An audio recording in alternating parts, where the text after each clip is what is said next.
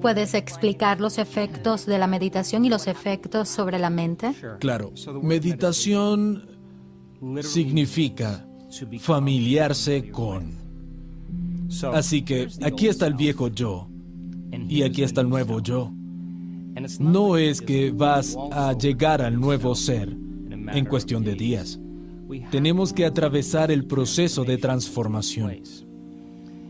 Si el 95% de lo que somos cuando llegamos a los 35 años es un conjunto de comportamientos subconscientes, hábitos automáticos, reacciones emocionales, creencias, percepciones y actitudes que funcionan como un programa informático, ese 95% que somos es el cuerpo programado para convertirse en la mente. Eso es lo que llamamos hábito. Y vamos a empezar a cambiarlo con el 5% de nuestra mente consciente. Puedes pensar de forma positiva todo lo que quieras, pero si sientes negatividad, te has sentido así durante los últimos 30 años, mente y cuerpo están en la oposición. Puedes tener el mejor tablero de sueños del mundo, con todas las cosas que quieres para tu vida. Pero si no te sientes merecedor, el cuerpo y la mente están en oposición. La idea entonces es reacondicionar el cuerpo a una mente nueva. Aquí está el viejo yo y aquí está el nuevo yo. Te vas a embarcar en el cambio. En el momento en que tomas la decisión de dejar de pensar de cierta forma para poder actuar diferente o sentir distinto, entras en el río del cambio. Lo más difícil de este cambio es no repetir las mismas decisiones que el día anterior. Tenemos alrededor de 60 a 70 mil pensamientos por día. De esos 60 a 70 mil pensamientos que tenemos por día, 90% son iguales a los del día anterior. Los mismos pensamientos conducen a las mismas opciones. Las mismas opciones conducen a los mismos comportamientos. Los mismos comportamientos crean las mismas experiencias y las mismas experiencias generan las mismas emociones. Esas emociones dirigen nuestros pensamientos una y otra vez y nuestra biología, nuestros circuitos neuronales, nuestra neuroquímica, neurohormonas e incluso la expresión genética se mantiene exactamente igual. Hay un principio en neurociencia que establece que las células nerviosas que se disparan juntas permanecen juntas. Si continúas pensando igual, tomando las mismas decisiones, teniendo los mismos comportamientos, reproduciendo experiencias iguales que estampan las mismas redes neuronales, los mismos patrones, para generar esa sensación familiar que te acostumbraste a llamar yo, conectas tu cerebro con algo muy limitado. Esa limitación se convierte en tu identidad. Es como poner el cerebro en una caja. Claro que la caja no existe, pero es el resultado de conexiones neurológicas, pensamientos, comportamientos y emociones que se fijan a través de la repetición frecuente. Así que, cómo piensas, cómo actúas y cómo te sientes es lo que llamamos personalidad. Tu personalidad crea tu realidad personal. Eso es todo. Si quieres crear una nueva realidad personal y una nueva vida, tendrías que cambiar tu personalidad. Significa que tienes que pensar sobre la forma en que estuviste pensando y cambiarla. Tienes que tomar conciencia de tus hábitos inconscientes, tus comportamientos, lo que dices y modificarlos. Tienes que observar las emociones que te mantienen anclado al pasado y decidir si permanecen en tu futuro. La mayoría de las personas tratan de crear una nueva realidad personal manteniendo la misma personalidad y no funciona. Literalmente tenemos que convertirnos en otra persona.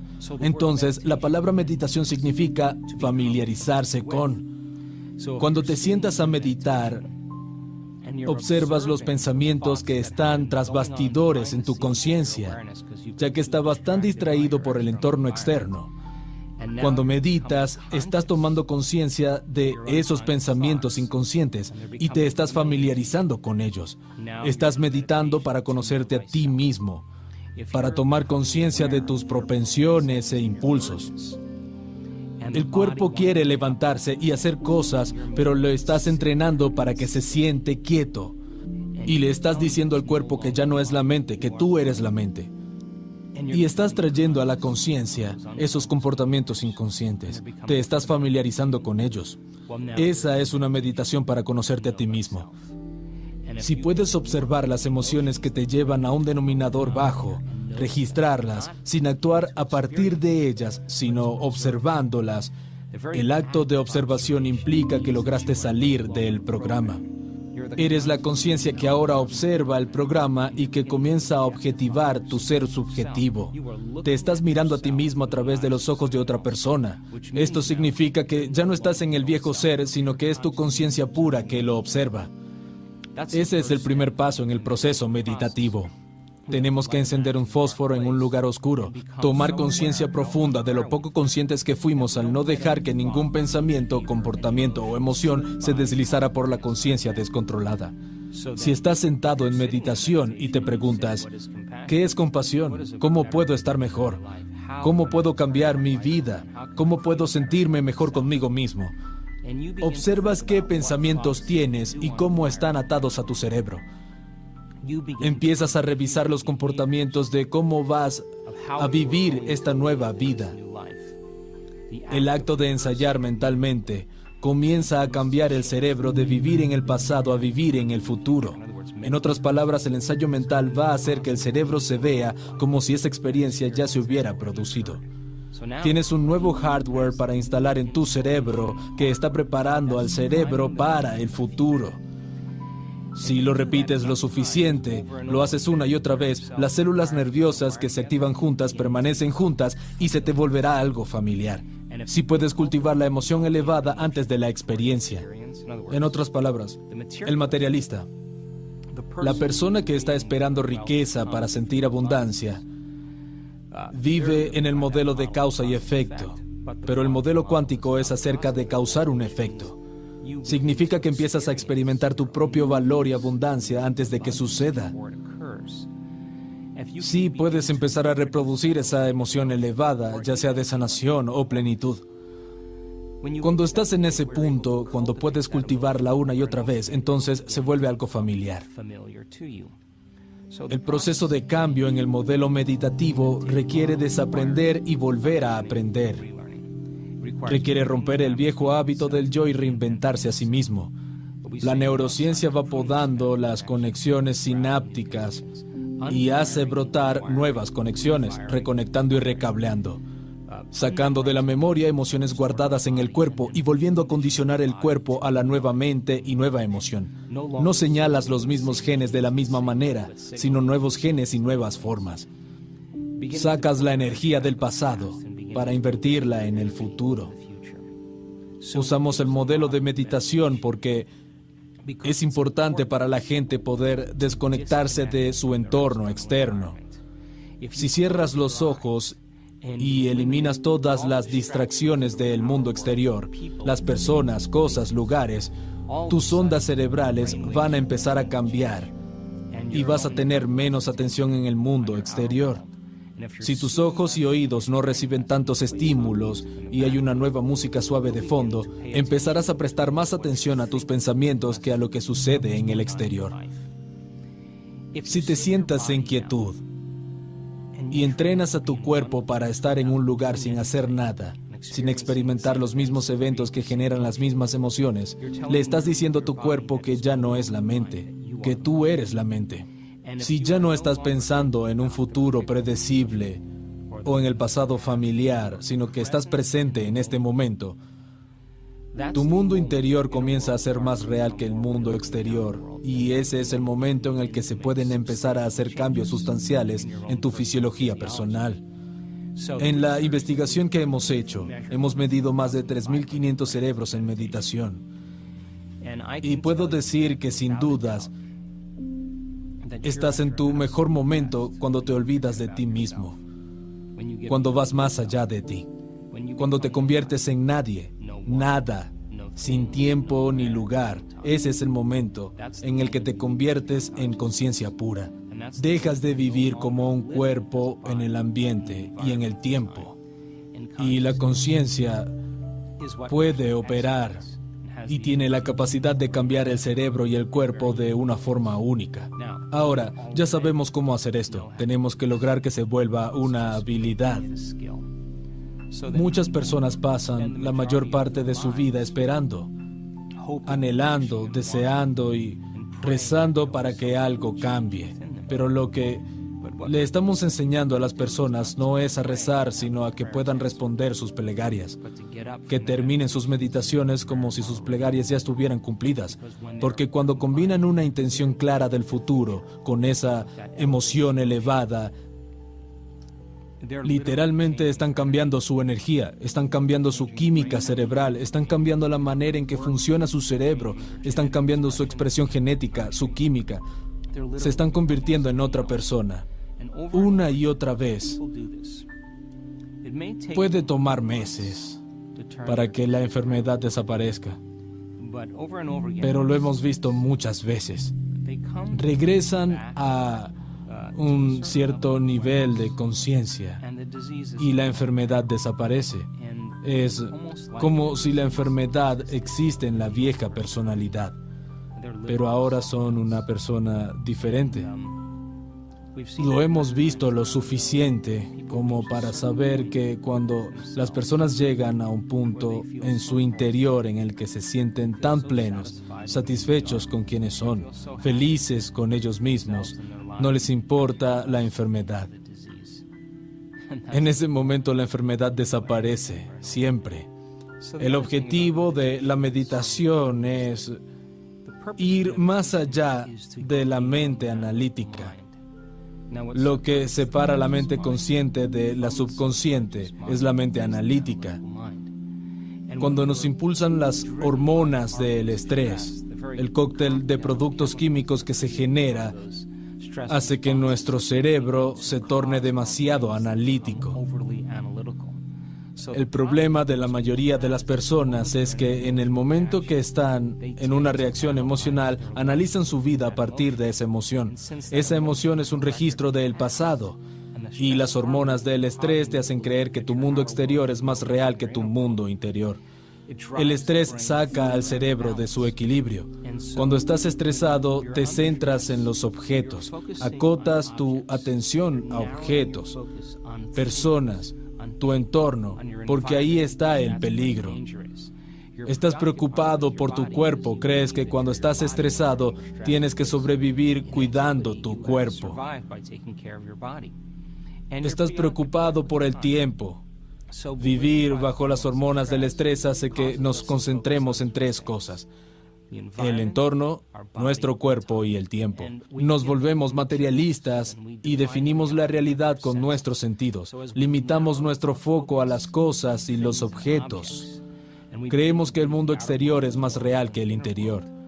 Tratamos de predecir el futuro basándonos en el pasado. Y nos metemos en problemas porque el cerebro se desequilibra cada vez más. Cuando el cerebro recibe todas estas sustancias químicas, se sobreexcita. Este es un estado muy común para la mayoría de las personas, pero es como conducir un coche deportivo en la autopista a primera velocidad. Permanecen en ese estado por largos periodos de tiempo. El peligro de reducir el foco a objetos, cosas y personas es que el cerebro queda atrapado en la sobreexcitación y está condicionado a creer que lo que tiene enfrente es el mundo real. ¿Por qué sacarías tu atención del mundo exterior si a la vuelta de la esquina hay un depredador? ¿Por qué abrirías tu corazón y confiarías si sabes que abundan los peligros? ¿Por qué querrías aprender cuando debes huir, luchar o esconderte? Más del 70% del tiempo en el mundo occidental, las personas están bajo algún tipo de estrés. Repetir este proceso hace que las redes neuronales se compartimenten, se subdividan, y el cerebro se vuelve incoherente, se desequilibra. Si nuestro cerebro es incoherente y desbalanceado, nosotros también. Y si nuestro cerebro no funciona bien, nosotros tampoco. Al mismo tiempo, el corazón, que tiene su propio pequeño cerebro, su propia pequeña inteligencia, empieza a funcionar de forma incoherente. Esto afecta a nuestro cuerpo porque manda señales aberrantes. Cuando meditas, te desconectas de tu entorno, y cuando llegas más allá de tu cuerpo, trasciendes el tiempo lineal el mundo interior comienza a ser más real que el exterior. Cuando puedes olvidar que eres un nombre, un género, un armario, un número de seguro social, tu profesión, que estás casado o soltero, que eres vegetariano, en el momento en que te olvidas quién eres, tu identidad, tu cuerpo, las cosas que posees, el lugar donde vives, el lugar donde estás sentado, te olvidas del tiempo. Es casi como el ego, la personalidad, de pronto está vacía. Cuando eso ocurre, diferentes compartimentos del cerebro que estaban subdivididos comienzan a sincronizarse. Hemos medido esto una y otra vez. Lo que se sincroniza en el cerebro, se enlaza en el cerebro. Como si diferentes compartimentos en comunidades de neuronas, los barrios de neuronas, comienzan a organizarse con coherencia, en orden. Te sientes más pleno y más como tú mismo. Al mismo tiempo que esto ocurre, toda la energía guardada en los centros de supervivencia asciende hacia el corazón y la persona comienza a enamorarse del momento presente. Se sienten conectados a algo más grande. Cuando vivimos bajo las hormonas del estrés determinando nuestra realidad, con nuestros sentidos como materialistas, nos separamos de la posibilidad. Creemos que estamos separados de todo. Vivimos en un reino donde estamos definiendo la realidad con nuestros sentidos y si no podemos verlo, olerlo, probarlo, sentirlo, no existe. Eso hacen las sustancias químicas. Pero cuando la energía se mueve al corazón, comienza a producir un campo magnético profundo. Cuando vives bajo los químicos del estrés, te alejas de este campo vital alrededor de tu cuerpo. Se convierte en química y el campo alrededor de tu cuerpo comienza a encogerse. Lo medimos. Te conviertes en más materia y menos energía, más partículas y menos onda. Y este es el problema. Cuando las personas son material, intentando cambiar la materia, toma una cierta cantidad de tiempo obtener lo que quieren, porque tienen que arrastrar su cuerpo a través del espacio una y otra vez para lograr sus objetivos. Tratan de forzar el resultado, predecirlo o controlarlo instintivamente, porque son materia tratando de producir un efecto sobre la materia. Cuando la energía se mueve a tu centro y el campo alrededor de tu cuerpo comienza a expandirse, no estás sacando de ese campo energético, sino aportándole. Cuando el corazón empieza a ser coherente, se pone rítmico y se organiza. Es como dejar caer una piedra en el agua. Produce una onda. Si puedes sostener ese estado, es como dejar caer una piedra, luego otra y luego otra, creando ondas que siguen formándose. Envías una señal al campo energético. Si puedes sentir esa profundidad de forma plena, estás tirando piedras más grandes en el agua y produciendo ondas más grandes. Toda la energía es frecuencia y toda la frecuencia lleva información. Si tuvieras la intención de lo que sea que quieras que venga con esa ola de energía, esa emoción elevada, comenzarás a transmitir una nueva señal en el campo. Lo que sea que transmitas, lo vives como destino. Y cuanto más tiempo tu conciencia puede permanecer en esa energía, estás haciendo que el futuro vaya hacia ti. Haces colapsar el tiempo y el espacio que van hacia ti, porque estás creando desde el reino que subyace a la materia. En este reino eres más materia que energía. Cuando esto sucede, cerebro y corazón son más coherentes, y a medida que el corazón se organiza mejor y se siente más coherente, envía una profunda señal al cerebro. Analizamos menos y confiamos más. No tratamos de forzar los resultados ni controlarlos. Confiamos porque nos sentimos conectados a algo más grande. Este estado del ser se puede enseñar, se puede sostener y convertirse en una habilidad. Si eres capaz de regular esos estados todos los días y de que tu cerebro y tu cuerpo funcionen de forma correcta antes de salir al mundo, será menos probable que reacciones frente a las personas y situaciones de tu vida. Es menos probable que tus viejos hábitos y las reacciones emocionales dominen quién eres. Es menos probable que estés pensando en el mismo futuro predecible o en el pasado familiar porque estarás en el momento presente. En este estado de refinamiento es donde los milagros y lo poco común suceden. Lo vimos en nuestros seminarios alrededor del mundo, donde medimos los cerebros y los corazones de los participantes durante la meditación. Es una de las cosas más mágicas que puedes ver. Podemos mirar en un monitor el cerebro de una persona en tiempo real mientras medita. Somos cada vez mejores en esto. Podemos predecir cuándo va a suceder. Vemos pequeñas descargas del campo. Va, boom, va, boom. Y cuando las empezamos a ver, sabemos que algo increíble va a suceder. Si pudiéramos mirar una imagen tridimensional del cerebro, veríamos la parte frontal del cerebro hablando con la parte posterior y el lado derecho del cerebro hablando con el lado izquierdo. Vemos diferentes comportamientos del cerebro empezando a sincronizarse. Y vemos que esa persona está a punto de entrar en un nuevo estado cerebral. La unión de polaridades es el amor. Los dos hemisferios se unen. La polaridad, la dualidad entre los dos hemisferios, cuando se unen en uno, es amor. Comenzamos a tener esta energía disponible aquí en el centro de la unidad. La integridad, el cerebro y el corazón se organizan. Cuando eso ocurre, vemos lágrimas de alegría en el rostro de las personas porque están conectadas con algo más grande. Y esa inteligencia que nos da vida mantiene el corazón latiendo, digiere nuestra comida, corre por nuestro sistema nervioso autónomo. Es el sanador más poderoso del mundo. Todo lo que tenemos que hacer es salirnos de nuestro propio camino. Cuando lo hacemos, el operador, el torturador, la personalidad que le está indicando al cuerpo que permanezca en un estado limitado, cuando no eres nada ni nadie, no hay tiempo ni espacio, se va. Y el sistema nervioso autónomo comienza a crear orden donde había caos. Empieza a hacer lo que sabe hacer tan bien, que es crear homeostasis y equilibrio. Puede empezar a cambiar la química, los genes, los patrones neurológicos, a mover energía en el cuerpo. Las personas dicen siempre lo mismo, que no tuvieron nada que ver con la sanación, sino que fue un poder interior que lo hizo solo. Lo único que tenían que hacer era salirse del camino. Creo que podemos hablar mucho de estas cosas, pero debes tener la experiencia. Mi pasión en los últimos años ha sido desmitificar esto.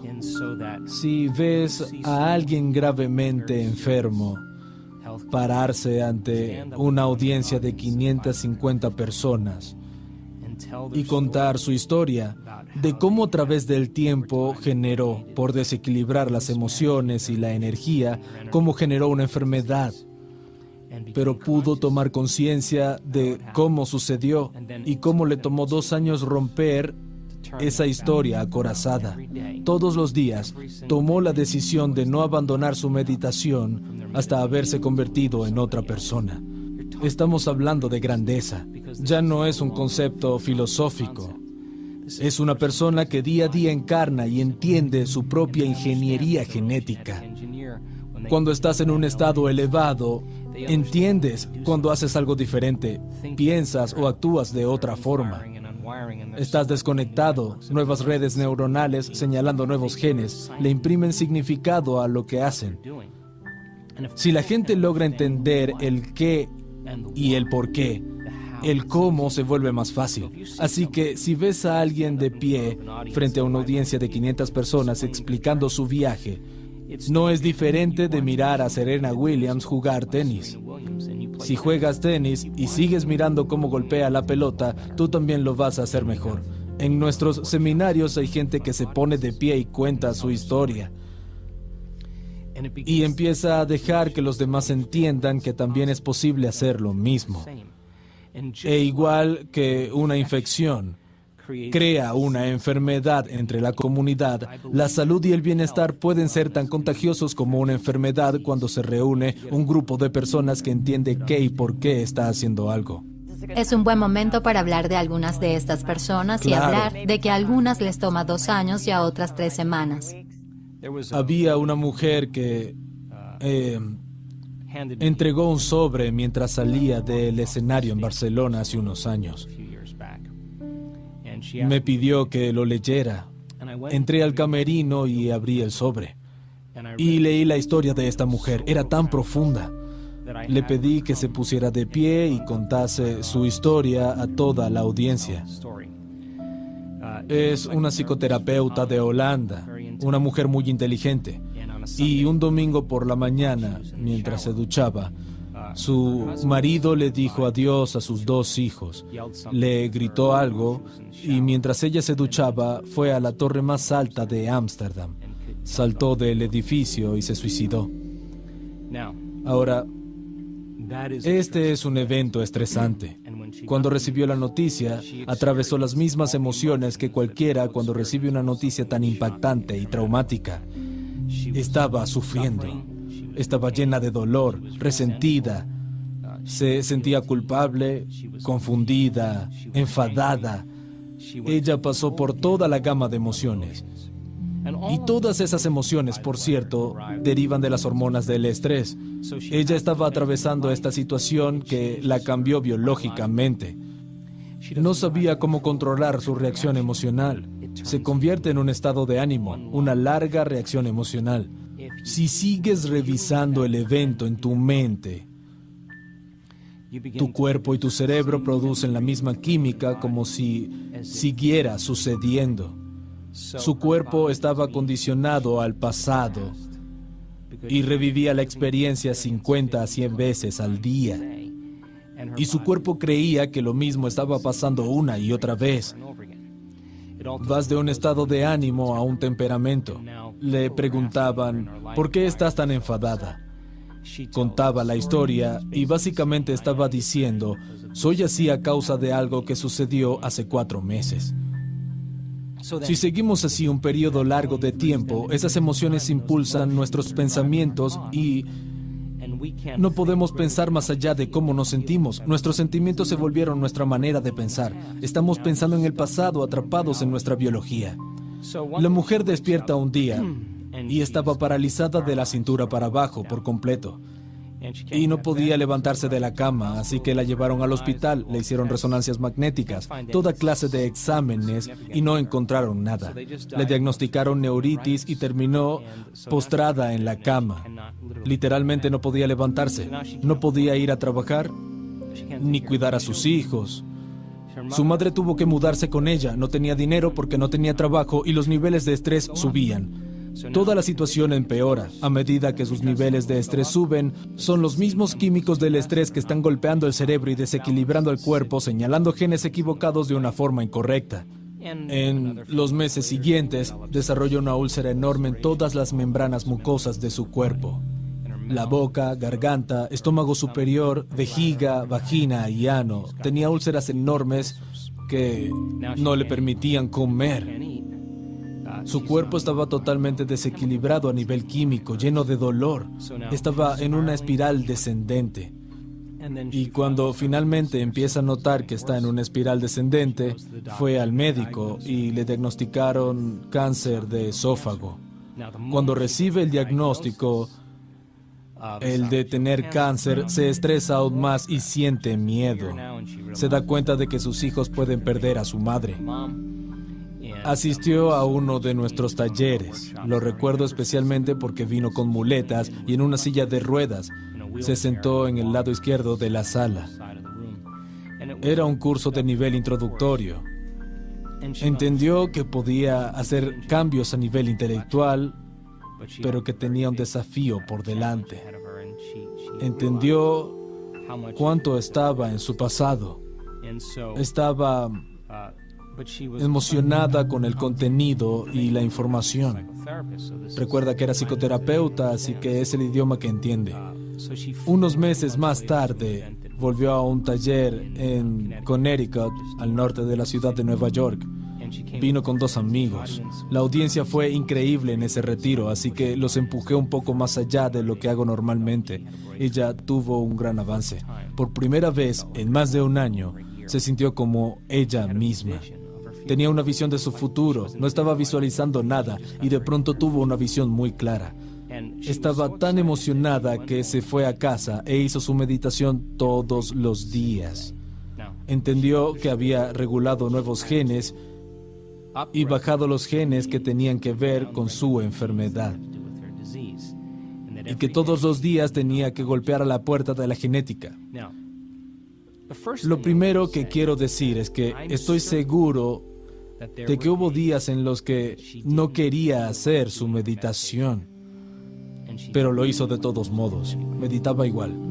Hubo días en los que se sentía invadida por las dudas, en los que no creía que fuese posible, pero de todos modos hacía su meditación. Cuando empezó a practicar nuestras meditaciones todos los días, comenzó a notar cambios significativos en su salud. Estaba parada frente a la audiencia y dijo: acabo de ver a mi médico. No tengo evidencia de cáncer de esófago. No tengo úlceras en las membranas mucosas del cuerpo, excepto una pequeña cicatriz en la parte posterior de la garganta. No tengo parálisis, no tengo entumecimiento, no perdí mi función motora y tengo un nuevo marido. Le dije: nueva personalidad, nueva realidad personal. La enfermedad existía en la vieja personalidad y ahora eres literalmente otra persona. Le pregunté: ¿cómo te sientes cuando miras atrás a ese evento que sucedió en el pasado? Me respondió: fue mi mejor maestro. Le pregunté: ¿tienes alguna emoción cuando piensas en ese evento? Me dijo: no. Le dije: la memoria sin carga emocional se llama sabiduría. Ese es el nombre del juego. Estás lista para una nueva vida. Me dijo: estoy enamorada de mi vida. Ella decidió no alejarse de sus meditaciones hasta que estuviese enamorada de la vida. El materialista, quien define la realidad con sus sentidos, diría que no tiene razón para estar enamorada de la vida. Perdió a su marido, su trabajo, no puede cuidar a su hijo, está paralizada, padece cáncer, tiene todas estas afecciones. Pero ella tomó la decisión de que cada día iba a acondicionar su cuerpo en el futuro y no en el pasado. Se paró frente al público y dijo: estoy tan enamorada de la vida. Le respondí: por supuesto que lo estás. Tú la creaste desde ese lugar que llaman estar enamorado de la vida. Gracias a ella y las opciones que tomó para superarse a sí misma y no estar definida por el pasado, trabajando en ello todos los días superó algún aspecto de sí misma. Un poco más allá, renunciar al aspecto limitado del ser para crear un ser mayor, quitar las máscaras, las emociones y la fachada que bloquean el flujo de inteligencia dentro de nosotros. Todos los días hacía contacto con este poder en su interior. Tarde o temprano comenzó a obtener las instrucciones correctas y pasó de ser una persona muy enferma a una persona muy sana. Para mí, ella es luz en este mundo. Para mí, ella está más cerca de la verdad que cualquier erudito o cualquier académico. Ella lo vivió y gracias a su testimonio, otras personas con cáncer de ovario y distintas afecciones ganaron la fuerza para transformar sus vidas. Mencionaste que hubo días en los que no quería hacer su meditación, pero la hizo de todas formas. ¿Cómo luchas contra el dolor? Sí, así que es una gran pregunta. Podemos filosofar sobre esto, pero cuando estás enfermo, lo más difícil es pensar por encima de cómo te sientes. Y si no puedes hacerlo, tu cuerpo está dirigiendo tu vida. Ahora, no hay nada de malo en esto, pero digamos que una persona que administró mal su energía, sus emociones y su estilo de vida durante los últimos 10 años, desarrolla alguna afección. El desequilibrio continuo golpea la puerta de la genética y se convierte el gen en enfermedad. Les tomó 10 años crear esa afección.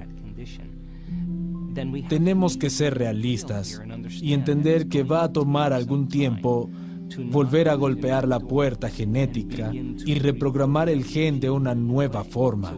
No esperes hacer tu meditación y sanar 2 días después. Es un proceso y una habilidad que requiere repetición, comprensión, reagruparse, volver a aprender y colmar el cerebro con conocimiento. Requiere mantenerse coherente para empezar a ver algunos efectos. Es como cuando estás pescando y enganchas un pez. En el momento en que te das cuenta de algún cambio en tu cuerpo, algo empieza a cambiar. Es todo lo que necesitas, porque una vez que tienes esa sensación vas a correlacionar lo que estás haciendo en tu interior con el efecto que produce afuera. Vas a empezar a hacerlo con más pasión, más sinceridad y certeza absoluta. Lo bueno de todo esto es que eres capaz de cambiar tus ondas cerebrales e ir más allá de tu mente analítica. Practicaste tu meditación todos los días. Llegar a ese momento sagaz, a la generosidad del momento presente. Te olvidas de tus obligaciones, de tus relaciones, de las cosas que hiciste ayer. Estás tan presente en este momento que ya no eres una cara, un cuerpo, una identidad, no tienes nada, pura conciencia. En ese momento tu conciencia se fusiona con una conciencia mayor. Cuando tu mente consciente fusiona tu mente subconsciente, estás en el sistema operativo donde un cambio verdadero es posible. Si practicas la manera de superar tu cuerpo en una meditación todos los días y estás enfermo, cuando te sientes a meditar, debes ser capaz de ir más allá de tu entendimiento, de ser un cuerpo. Si puedes hacerlo, tu cuerpo ya no es la mente y puedes empezar a trabajar con tu cuerpo, ajustarlo a una nueva mente. Si no tienes la capacidad de ir más allá de tu cuerpo en una meditación, estás tratando de cambiar tu cuerpo con un cuerpo. Quieres cambiar materia con materia. Y eso tiene efectos muy lentos. Va a producir efectos, pero van a tomar algún tiempo. Si tú estás entrenando tu habilidad para regular y cambiar tus ondas cerebrales e ir más allá del cuerpo, superar tu identidad, ir más allá del espacio y del tiempo. Si lo haces bien, cuando llegue el momento de sanar tu cuerpo, si tienes la capacidad de ir más allá de tu cuerpo, no importa cuán enfermo estés, cada vez que vas más allá de tu cuerpo, eres conciencia con cierta energía educando a tu cuerpo. No desde tu cuerpo, sino de un lugar epifenomenológico que es más grande que tu cuerpo. De nuevo, para desmitificar el proceso, creo que requiere un poco de entrenamiento. Y cuando la gente llega al punto en el que va más allá de sí misma, es cuando sucede la magia, una y otra vez. Sí, al principio va a ser difícil porque estás en un cuerpo. Empiezas a hacer tus meditaciones y te preguntas, ¿estoy mejor? En ese momento acabas de volver al viejo yo. El nuevo yo nunca miraría a ver si está mejor, se queda en ese estado. Así que es un proceso a desarrollar, una acción, es una toma de conciencia, es un proceso que lleva tiempo.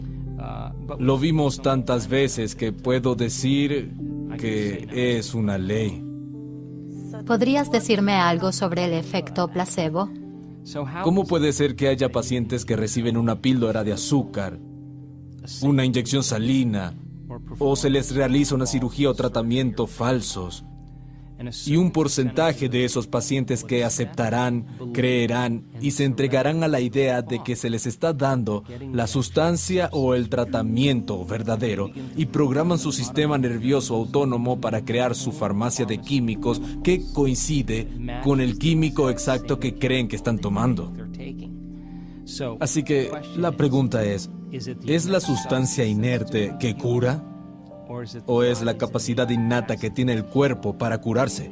La sanación no viene de la píldora de azúcar, sino del pensamiento. La píldora es un condicionante que representa una posibilidad en el futuro de alguien. Podemos llamarlo una intención. Un porcentaje de esas personas comenzarán a sentirse inspiradas, entusiasmadas, llenas de Dios, esperanzas, agradecimientos, cosas que podrían funcionar. Están combinando una intención clara con una emoción elevada. En ese momento se están moviendo de la biología de su pasado hacia la biología de su futuro. Entonces la pregunta es, ¿necesitas la píldora de azúcar o la inyección salina o el tratamiento falso para alcanzar un nuevo estado de ser, en lugar de elegir lo que ya conoces para ayudarte a sanar? ¿Puedes elegir lo desconocido, un nuevo potencial en el campo cuántico sin salir de ti? Y revisitar ese desconocido una y otra vez hasta que tu biología lo comprenda. ¿Es posible que produzca los mismos efectos? La respuesta es sí, absolutamente. En los estudios de depresión de los pacientes que toman un placebo, el 81% responde también al placebo como lo harían los antidepresivos. ¿Qué significa eso? Significa que están haciendo su propia farmacia de antidepresivos y su cuerpo y sistema nervioso son los mejores farmacéuticos del mundo. Es verdad que en los estudios de depresión los pacientes tuvieron que tomar el placebo durante 6 u 8 semanas y combinarlo cada día con una intención clara y una emoción elevada para moverse a un nuevo estado de ser, aceptar, creer y rendirse a la idea de que están recibiendo la sustancia real. Comienza a programar su biología para cambiar. Si se tarda 6 semanas en curar la depresión, moviéndose de un estado de ser, es un buen parámetro para entender que puede tomar de 6 a 8 semanas si lo haces a diario para que algo cambie. La belleza del placebo radica en que se basa en la creencia. Y para la mayoría de las creencias surgen de experiencias pasadas. Algunas experiencias que has tenido te marcaron neurológicamente y te condicionaron a nivel emocional. Tendemos a pensar y sentir en base a la biología de nuestras experiencias pasadas. Cómo piensas y cómo te sientes crea un estado de ser. Si combinas pensamiento y sentimiento, pensamiento y sentimiento, pensamiento y sentimiento, se llama actitud. Buenos pensamientos conectados a buenos sentimientos generan una buena actitud. Pensamientos negativos conectados a malos sentimientos generan una mala actitud. Una actitud es un estado más corto. Puede ser buena por la mañana, mala por la tarde. Si tomas actitudes y las encadenas, generas una creencia. Una creencia no es más que un pensamiento que tienes una y otra vez hasta que se fija en tu cerebro. Los límites de nuestras creencias son nuestros sentimientos. Cuando se desafían las creencias, por lo general, no nos sentimos bien. Cómo piensas y cómo te sientes crea un estado de ser. La repetición de pensamientos y sentimientos en el tiempo condiciona al cuerpo para subconscientemente convertirse en la mente. Todas las creencias son estados subconscientes del ser. La gente ni siquiera sabe que tiene creencias sobre medicina, Dios, relaciones, amor, género. Fueron programadas subconscientemente. Si juntas cada creencia, las encadenas, una creencia, otra y otra, tienes lo que llamamos percepción. La percepción determina las decisiones que tomamos, las cosas que creamos en nuestra vida, las relaciones que tenemos e incluso los comportamientos que demostramos. Si quieres estudiar las creencias de alguien, estudia sus comportamientos. Te darán un gran volumen de información sobre esas personas. Si estás programado para creer que necesitas algo externo para sanar, se convierte en creencia. Y claro que vas a necesitar algo para ayudarte a sanar. Si crees que necesitas una vacuna contra la gripe para no tener gripe, es más probable que te enfermes independientemente de si te dan o no la vacuna, porque es tu creencia. Cuando escribí El placebo eres tú, estaba tan fascinado con el concepto porque empecé a darme cuenta de lo programados que estamos a nivel inconsciente. Cuando empiezas a estudiar el placebo, te das cuenta de que hay muchos estudios que prueban una y otra vez que nuestra capacidad innata para sanar es un hecho. Si tomas a un grupo de asmáticos y tienes una droga que induce el asma y otra que lo detiene, a una persona le das la droga que lo induce, pero le dices que le estás dando la que lo cura. Más de la mitad de las personas del grupo no tendrán síntomas de broncoconstricción. En otras palabras, el pensamiento es más poderoso que el químico. Si las personas comienzan a desentrañar este concepto, a darse cuenta de que tienen la capacidad innata para sanar, que pueden trabajar combinando y regulando sus estados internos, producirán su propia farmacia de productos químicos para el dolor, la depresión, anticuerpos, inflamación. Hace poco hicimos un estudio increíble en uno de nuestros talleres avanzados en Tacoma, Washington. Tomamos a 120 personas para medir los niveles circulantes de cortisol y un químico llamado inmunoglobulina A o IgA. Cuando estás estresado y desequilibrado, los niveles de cortisol suben. El pico de cortisol es alrededor de las 8 de la mañana. Para el estudio medimos el nivel de cortisol y los niveles de IgA de esas 120 personas en un momento específico de la tarde. Tomamos todas las medidas al inicio del taller. Después de 4 días y medio de entrenamiento, volvimos a medirlas para observar los cambios epigenéticos y químicos que fueron productos del trabajo interior. La mayoría había disminuido los niveles de cortisol, lo que significa que ya no estaban en modo supervivencia. No estaban estresados, pero lo más relevante fue que los niveles de IgA pasaron de 51 a 83, el tope máximo de lo que se considera un nivel elevado. Algunas personas estaban en los 100. La IgA es la principal defensa contra bacterias y virus. Es superior a la vacuna contra la gripe. Cuando generas una emoción elevada, como gratitud, aprecio, cuidado, bondad o inspiración, activas el sistema inmunológico y este empieza a crear orden donde había caos. Comienza a liberar todo tipo de sustancias químicas para generar y restaurar el cuerpo. Con solo 10 minutos de una emoción elevada, esos químicos permanecen activos el resto del día. En los talleres comenzamos cada meditación generando emociones elevadas y aprendiendo a sostenerlas. Lo medimos con un monitor HRV. Medimos el corazón de los participantes mientras están meditando. Y curiosamente, la mayoría de los participantes fueron capaces de crear esa coherencia cardíaca, que empezó a generar un fuerte campo electromagnético y a producir un cambio químico y fisiológico importante. Su ambiente interior era más resistente y ordenado que el entorno externo. Si haces lo suficiente, si lo haces todos los días, ya no deberías estar sometido a las bacterias oportunistas. Se les llama así porque están esperando una oportunidad para comprometer tu sistema inmune. No es extraño que un grupo de personas que están trabajando en la misma oficina se enfermen al mismo tiempo. No son los bichos los que generan esta enfermedad. Es que el sistema inmunológico está comprometido porque todos están estresados en el mismo momento. Eso evita que las bacterias proliferen. Si le das a las personas la ciencia y la comprensión de cómo funciona el placebo, se lo puedes enseñar. El placebo se basa en 3 cosas.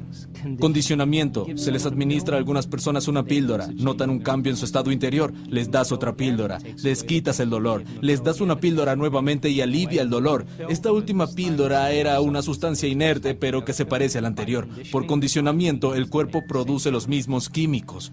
La segunda es la expectativa. Esperas que ocurra algo. En el momento en que seleccionas ese potencial, ese posible acontecimiento en el futuro, tu cuerpo comienza a prepararse fisiológicamente para el evento.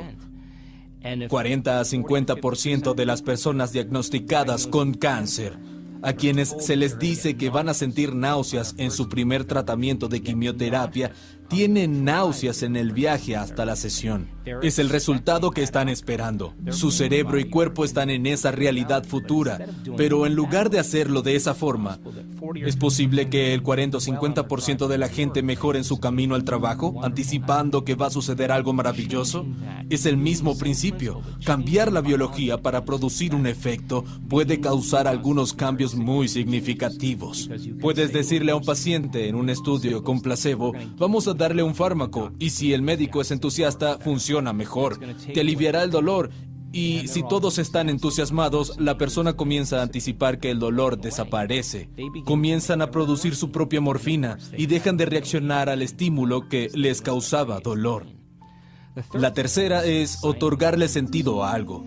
Si dices, oye, aquí están los receptores de tus células nerviosas, tienen que juntar serotonina del espacio sináptico. Es el químico que mantiene a la serotonina y elimina la depresión. Miras los gráficos e imprimes de significados el por qué están tomando esa píldora.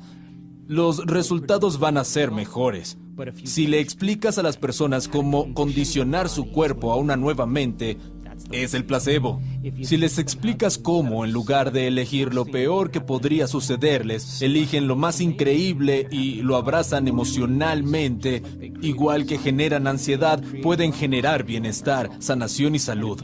Si imprimes de significado lo que están haciendo y les enseñas por qué usamos la ciencia como modelo contemporáneo para explicarlo y desmitificarlo. No alcanza con entenderlo intelectualmente, tienen que recurrir a alguien cercano, poder hablar de esto, compartirlo. En nuestros talleres aprenden información y luego se las explican y comparten a los demás. Si lo puedes explicar, está conectado a tu cerebro, estás instalando el hardware. Cuando se trata de enseñar, establecemos las condiciones y el entorno para que practiquen. Si logran que el comportamiento se corresponda con la emoción, combinando estas tres cosas, deberían ver algún tipo de transformación.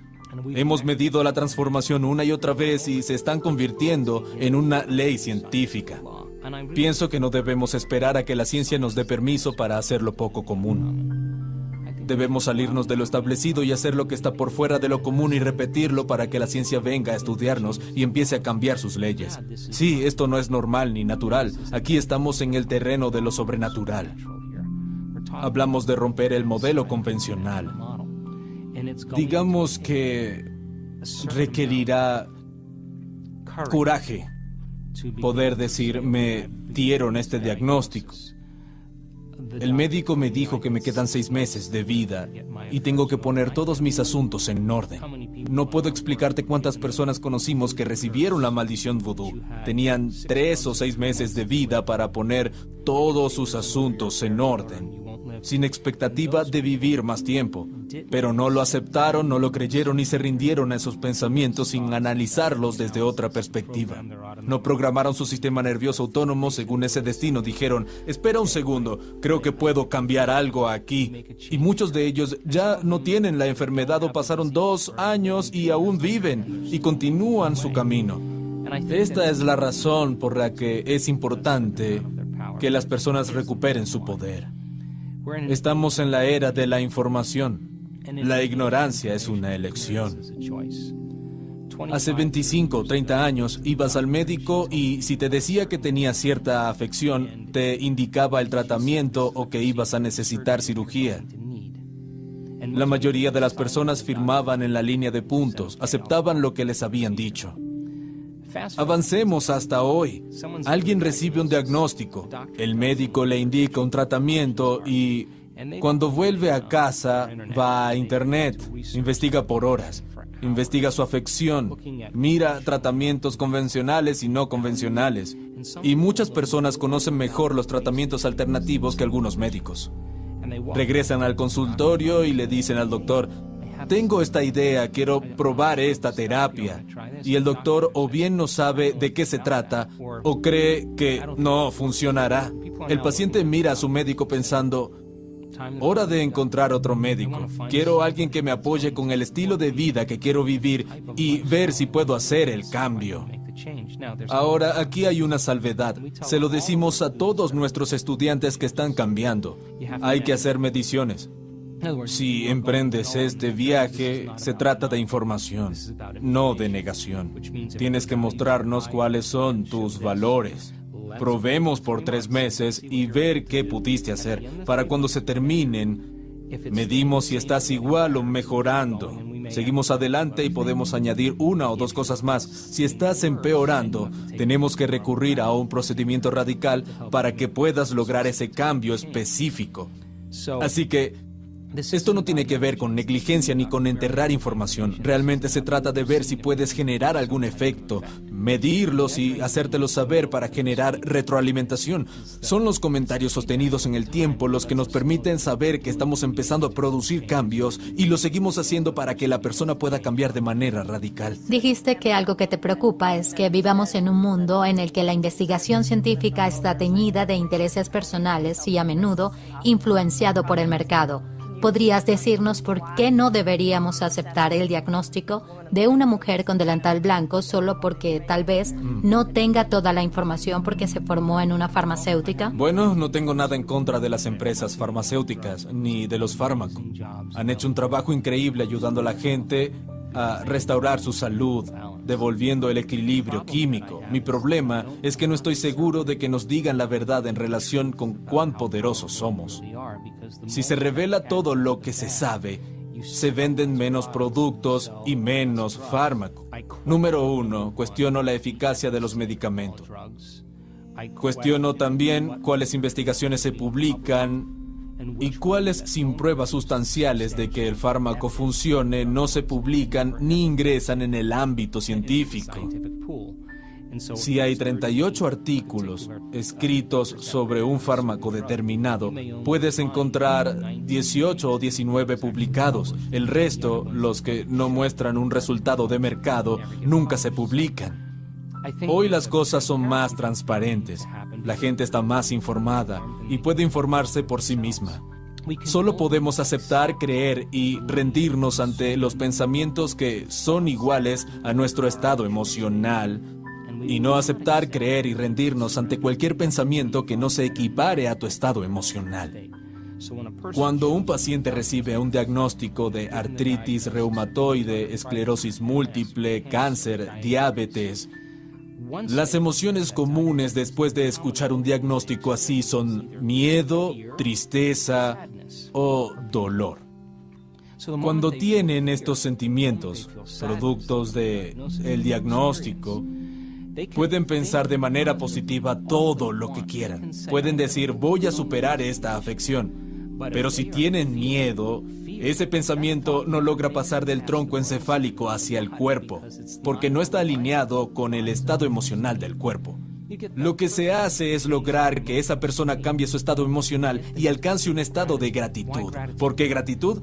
Bueno, generalmente damos gracias cuando recibimos algo. Pero si das gracias desde un estado de gratitud, tu cuerpo cree que has recibido algo, porque la señal emocional de gratitud significa que ya sucedió. Cuando alguien comienza a sentir gratitud, espera sanar, siente gratitud porque puede cultivar ese estado emocional. Es más propenso a aceptar, creer y rendirse a los pensamientos que se equiparan con ese estado emocional y programar su sistema nervioso autónomo para crear un destino diferente. Desde hace 30 años dirijo una clínica de salud integral muy demandada. Tratamos diferentes enfermedades crónicas. Estuve ayer y estaba llena de pacientes. La gente viene a nuestra clínica porque nos interesa crear un nuevo estilo de vida. Menos del 5% de las personas del planeta nacen con patologías genéticas. El otro 95% padece enfermedades que tienen que ver con el estilo de vida, comportamientos y elecciones. El modelo médico funciona muy bien para afecciones agudas. Si te rompes el brazo o tienes apendicitis, es una buena idea ir a emergencias médicas. Pero cuando se trata de afecciones crónicas que requieren un cambio de estilo de vida, muchas veces no es suficiente solo con tomar un producto químico, porque la persona puede tener viejas cicatrices emocionales. Esa persona puede estar atravesando una mala situación, puede estar expuesta a químicos o a decisiones que continuamente debilitan el cuerpo. Esta es la fórmula que usamos con quienes están interesados en hacer cambios significativos. Existen 3 tipos de estrés: físico, químico y emocional. Esto significa que existen 3 tipos de equilibrio: físico, químico y emocional. Entonces, ¿cuáles son las cosas que hacemos para crear equilibrio físico en nuestro cuerpo? Podría ser cualquier cosa: yoga, ejercicio, aeróbicos, acupuntura, quiropráctica, un masaje, cualquier cosa que sea física y que ayude al cuerpo a volver a la homeostasis. ¿Qué puedes hacer en pos del equilibrio químico? Si las hormonas del estrés golpean tu sistema inmune, junto con el orgasmo, el estrés y la digestión requieren bastante energía. Tal vez ingieras alimentos más fáciles de digerir para disponer de más energía para la recuperación. Eliminas ciertos alimentos que sacan a tu cuerpo y cerebro de su equilibrio. Tienes más energía para la recuperación y un mayor equilibrio químico. Puedes usar enzimas, modificar tu dieta, comer menos, eliminar ciertos alimentos o tomar productos farmacéuticos. Pueden tomar suplementos nutracéuticos que ayuden a restaurar el equilibrio químico del cuerpo. ¿Qué pasa con el equilibrio emocional? La meditación es para nosotros el modelo más efectivo. Usamos otras técnicas con algunas personas, como psicología energética. Cuando ordenas 2 de estos 3, el tercero tiende al equilibrio. Si alguien está equilibrado física y químicamente, también lo estará a nivel emocional. Si alguien está equilibrado emocional y químicamente, también tenderá al equilibrio físico. Y alguien que está equilibrado física y emocionalmente, estará equilibrado químicamente. Funciona así: equilibramos 2 de los 3 para que con el tiempo el tercero vuelva al equilibrio. Es un modelo sólido cuando se trata de la práctica de mantener cierto nivel de salud y ayudar a las personas a ir de un estado a otro. Me encanta el concepto de posibilidades infinitas. ¿Podrías hablar de cómo la opinión de un médico es solo una posibilidad? Cuando una persona recibe un diagnóstico, es un pronóstico que se basa en lo normal o lo natural. Cuando ves a las personas que están bajo el capricho del condicionamiento de cómo deben vivir su vida, en el momento en el que reciben ese diagnóstico, están sometidas a los mismos tratamientos que la mayoría de la gente y van a responder de la misma manera porque están regalando su poder a algo exterior. Pero un diagnóstico y un pronóstico son también un potencial en el campo infinito de posibilidades. Este es un tema muy sensible cuando se trata de ética. Creo que los médicos son hoy más compasivos con los pacientes y entiendo que quieren darles esperanza y apoyar sus metas en el área de la salud.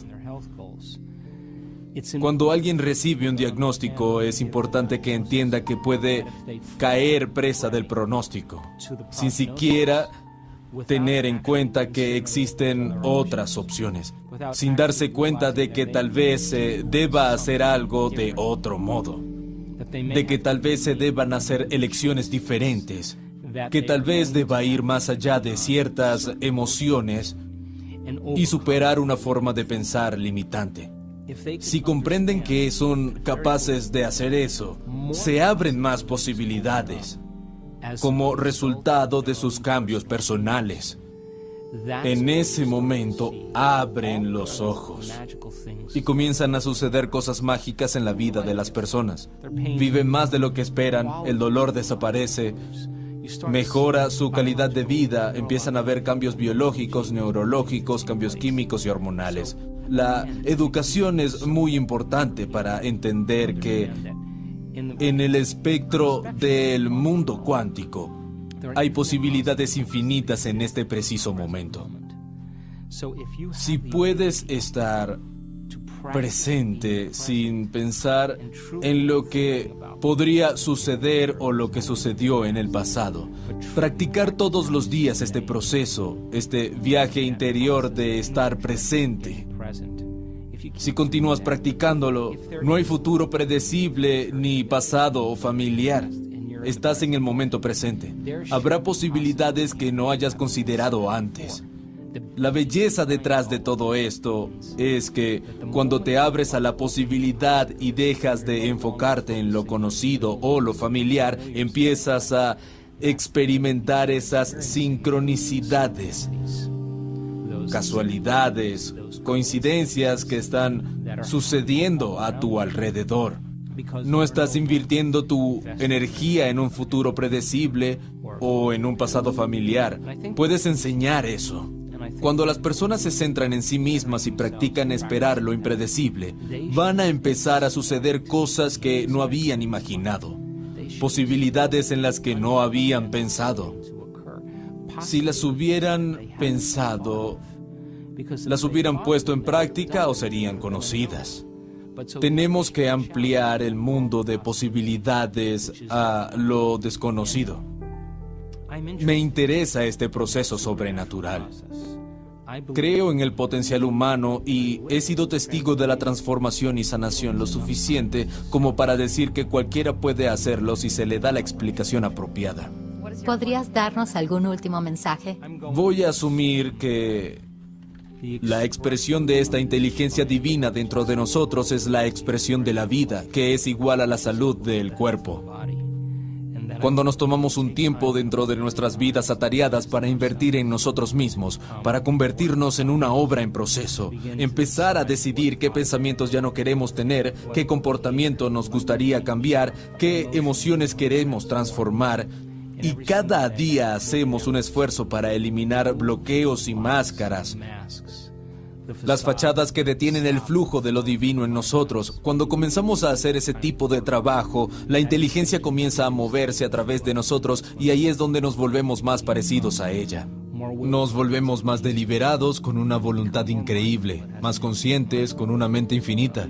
Nos volvemos más conscientes, más amorosos. Es una inteligencia amorosa, más generosos. Es un dador de vida. Es nuestra naturaleza. Esta inteligencia se vuelve más de nuestra mente y el efecto secundario es que pasamos de un estado egoísta a uno desinteresado. La transformación hace algo realmente increíble. Cuando te liberas de las cadenas de esas emociones que te mantienen anclado en el pasado y pasas de partículas a ondas de materia a energía y empiezas a liberar energía y tu corazón empieza a abrirse, te sientes conectado con algo más grande. Solo hay una cosa que quieres hacer cuando te sientes así, y eso es dar. Dices, me siento tan increíble que quiero compartirlo. Es una tendencia natural querer compartirlo porque te sientes tan pleno que es imposible desear.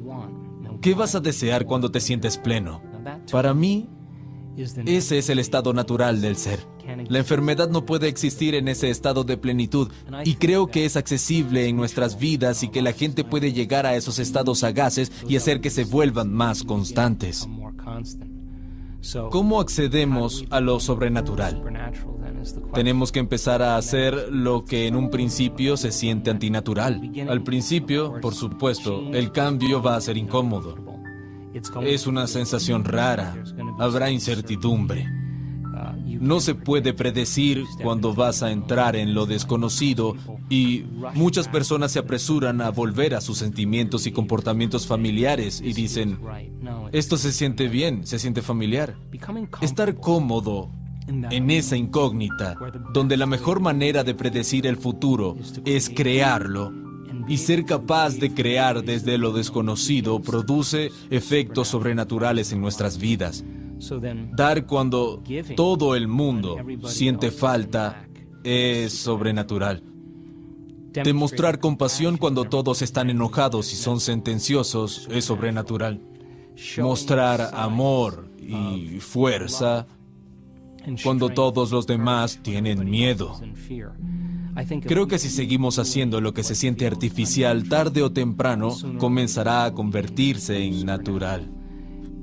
Este es un momento en la historia en el que la gente está buscando respuestas y secretamente creen en sí mismos, creen en nosotros mismos y en las infinitas posibilidades. Hace que la vida sea realmente emocionante. Ahí es cuando nuestra voluntad coincide con esa inteligencia interior.